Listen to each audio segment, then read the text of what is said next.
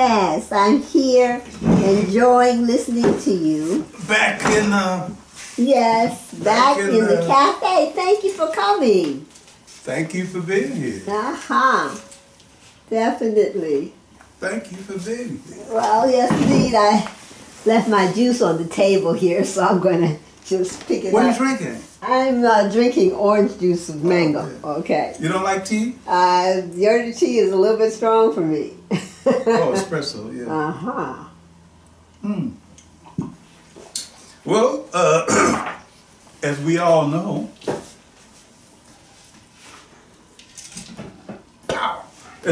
know, by this time, I am reading old columns. Yes. That seem to have some pertinency Well, to for those today. who just just tuned in, they may not know. So that's why each time you must explain to your new audience what's happening here. I like that. Okay. I wouldn't have been able to say it any better myself. But you're the wordsmith. The columns were published in the African Times newspaper. The publisher was Charles Anyiam, and he just simply gave me carte blanche to do whatever I felt like I wanted to do. I didn't try to follow a strict format concerning any particular subject or any area of concern. I just simply wrote about what was on my mind at the moment without paying too much attention to the political situation, the geopolitical picture, or any of that. I just simply got down into something that might be called personal thinking about whatever was happening in my head. Inspiration of the day. You got it. You got it. So that's what it's about. And here we go. And the name of the magazine? The African Times. And your article is under Media Watch? Media Watch is what the title was. I forgot the name. Yeah. It was called Media Watch. And this particular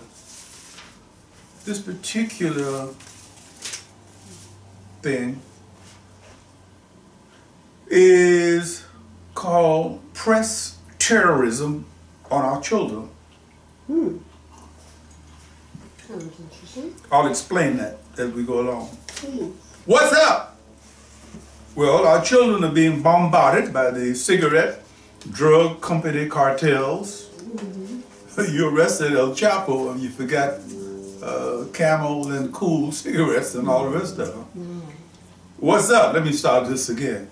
Well, our children are being bombarded by the cigarette drug company cartels.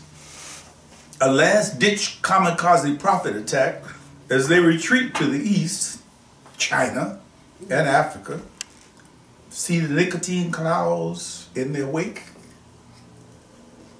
The billboards and magazine ads glamorizing inhalation suicide have never told us that it is easier to give up heroin and cocaine than it is to stop smoking.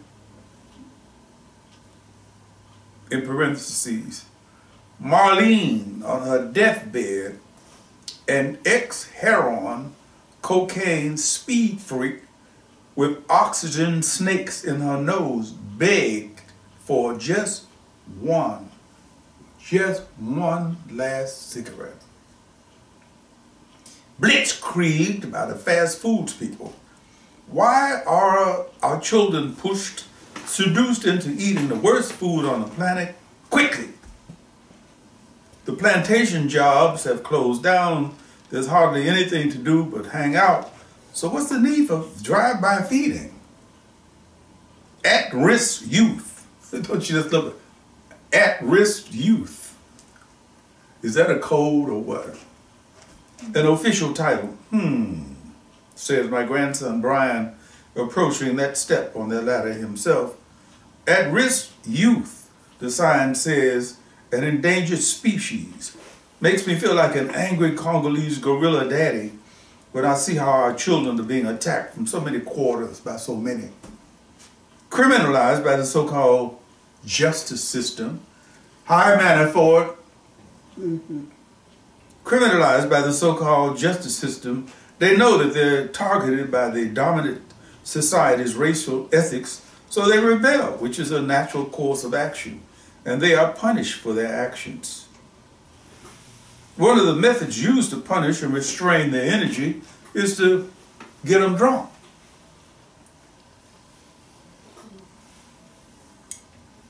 Don't give them cake, give them beer. Yes, beer. Beer espionage has a long, foamy history.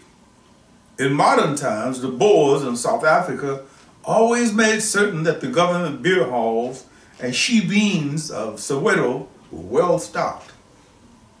It's much easier to deal with a drunk opponent than a sober enemy. One of the first things the sisters did when the apartheid regime was falling was to close up the beer halls. Our at-risk youths, the next generation needed to pursue the political, economic, and civil rights we must always fight for, are being played out of the game by the beer bores of America. This is the way it's done. Seduce 40 ounces of malt liquor into the guts of a teenager. They have addicted 21-year-olds buying 3 or 4 times a day, and what do you wind up with? A stupid youngster on the royal road to cirrhosis of the liver and hypoglycemia. I had to look it up too. These malt liquors, we all know their ghetto brand names, also contain low levels of grain alcohol, which causes some witty types to call the stuff liquid crack. 46 ounces of this stuff equals 5 shots of whiskey. So clever the ads with all the sexual subliminals. Even the bottles tend to be phallic designs filled with golden liquid. It's a bud thing. You better recognize. With Billy D grinning, is it psychic? As Snoop Hawking, gin and juice. Right there at Adams and Crenshaw.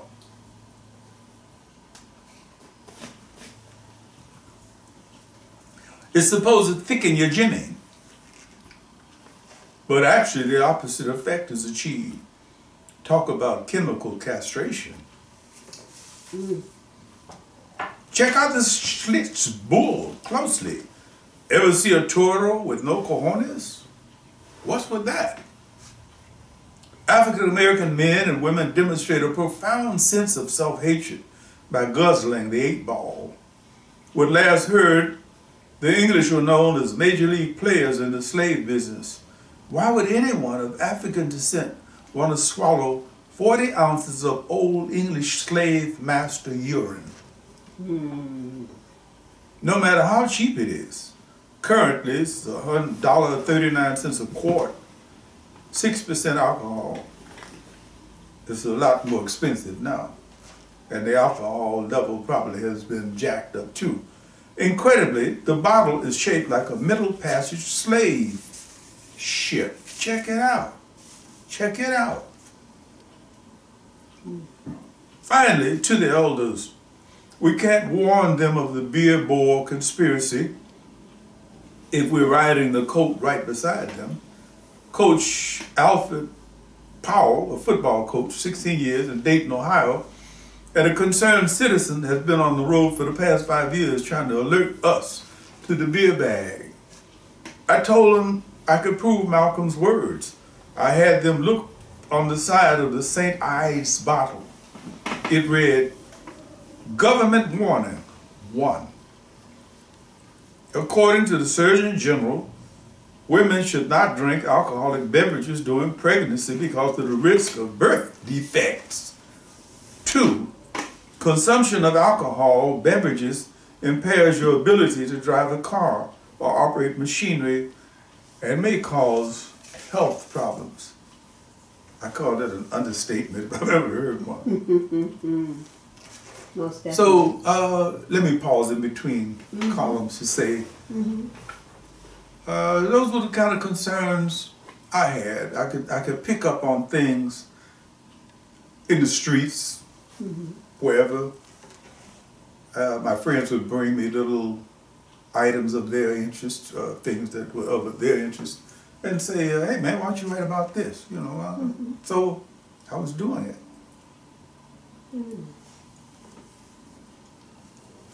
This one is called Reflections.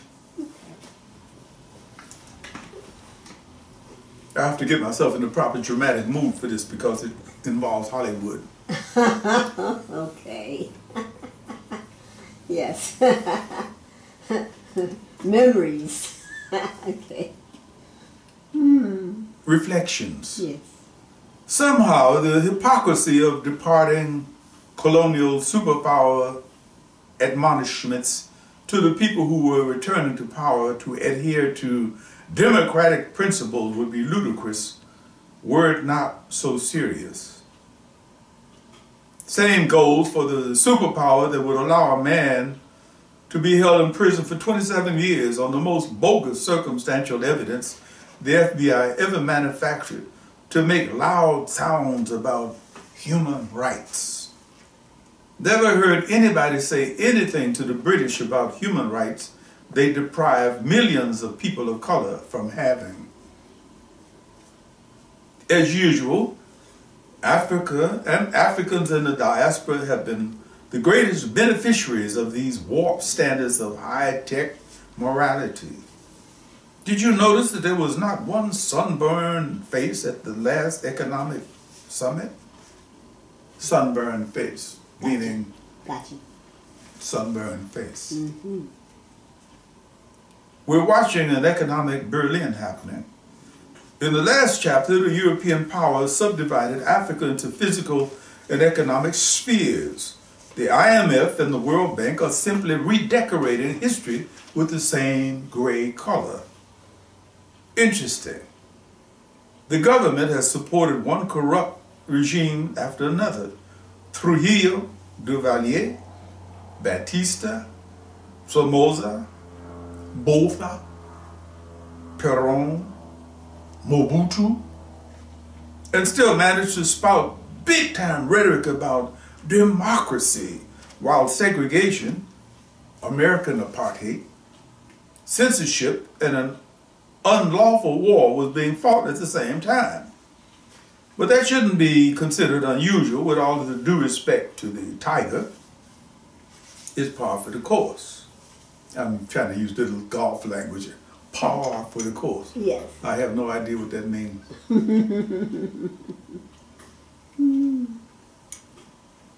Scaling down a mite, way down. We've just discovered that the usual suspects are trying to program our inert minds for a return of the blaxploitation movies. In their salad days, they actually label this cinematic sewage blaxploitation. Tell it like it is. And we supported its distribution till it became so rank that some theaters actually stank from the odor of the decayed morals, ethics, and racism. In a recent article in the Los Angeles Times, a brief was made for the return of the blaxploitation genre, beginning with The Mac. The Mac. I think the movie was somebody named Julian. In that strangely convex way that criminals are able to justify their crimes, I bit his ear because it was close to my mouth. In that strange way, a number of producers, directors, some of them African Americans, unfortunately, are stirring the most errant juices around to justify the resurrection of this cinematic swamp. Once again, Hollywood wants to bludgeon our heads with their fantasy island version of African American life at a certain level. The usual reasons, money, greed, drive the justification like the slave cylinder that works our car engines to death. I got that particular terminology from my friend, the great mechanic Clyde Jackson, who made me understand what a slave cylinder did in a car. It just worked. No one seems to be too concerned about the inevitable side effects of this mind-altering mishmash on our children's minds. But that's as it should be. Corporate greed has no conscience. The cigarette drug cartels taught us that. They say, bringing this stuff back is just purely for the sake of nostalgia. And Hiroshima was simply to show us what the shape of a mushroom looked like. They say, yes, of course it will expose a new generation of people to a wonderful era of movie making, an era that gave a lot of black actors and actresses work. The usual suspects are able to offer all the reasons necessary to upgrade or degrade our images once again. We should not allow it to happen by any means necessary. The article, the column was called Reflections, and I went on from there to, well, I'm not going to show you. I'll just read. I'll just read the next ones tomorrow. Tomorrow. Yes. Thank you. That's enough. Well, let me say this. What's that? It deals with the racial overtones and the Latin novellas. And as a preamble, I'd just like to share this with you. Most people know who Celia Cruz was. This was written, I think, during the time she was still alive. And she was the most popular singer in all of Latin America. I don't know how I got to be Latin, but that's another story altogether. Popular, si bomba, you could do any Afro-Cuban, anything, anywhere, even in Mexico, Colombia, Celia Cruz. And then somebody got the idea that why not put Celia Cruz in one of the novellas? The novellas are those series that go on in Latin America, like we have our, what are these things called? Daily, the serials. Serials, right. And they did. They put her in a novella as a maid. Oh my. The great Celia Cruz makes her debut in cinematic, the novellas as a maid. So, despite the fact that some people in Latin America would like to say, oh, no, we don't have racism here, we all mixed and blah. We got mestizos and twistizos and quadrums and quadridontes and barabutis and blah. Not true. White people still in charge, which is what we're going to get to when we get back tomorrow. Enough said. Thank you, Odie Hawkins. The column was written when? When was it written? 1997. Wait a minute. Let me be absolutely. 1997. 1997. Right. We're in 2019 now. And I swear it's hard for me to believe that I could be reading some stuff that was written back then that is so applicable to what is happening now. So one should know one's roots. One should know that history does repeat itself. If you say it again. Does history repeat itself? If you don't know it. Okay. Until tomorrow. Until tomorrow. Your website is www.odiehawkins.com. Your books can be purchased at Amazon, Barnes & Noble, your local bookstore, iUniverse, Author House, Archway Publishing, and as I said, your local bookstore. Just go in and say, I want a book written by Odie Hawkins. Thank you very much. Until tomorrow.